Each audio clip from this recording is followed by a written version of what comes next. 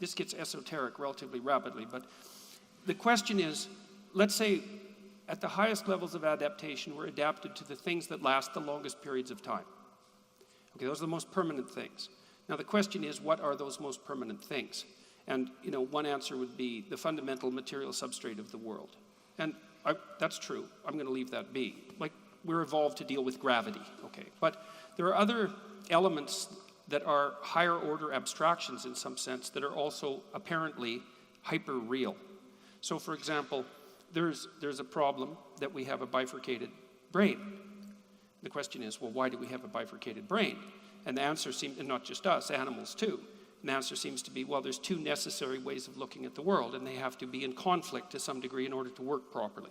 The right hemisphere mode and the left hemisphere mode. The right hemisphere mode is a lot more metaphorical than the left hemisphere mode. The right hemisphere is the hemisphere that seems to deal with exceptions to the rule.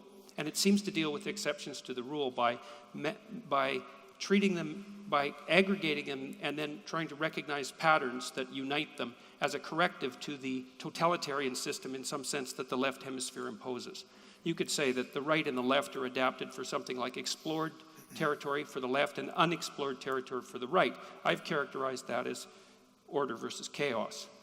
And I think the religious landscape is good versus evil, to Sam's point that we should strive for a good life, on a landscape of chaos versus order. And I think that landscape is permanent.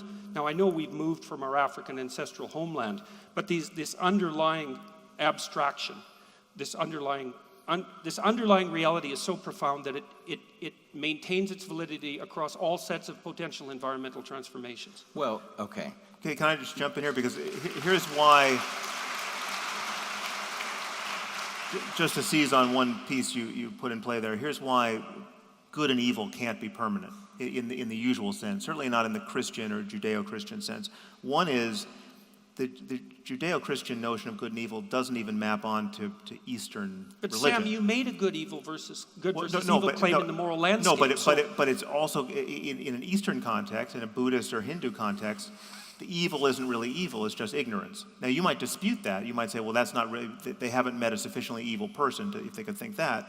But the reality is that there are billions of people who have a different rubric under which they look at these things. Sam, you can't make that case. But let me add another piece.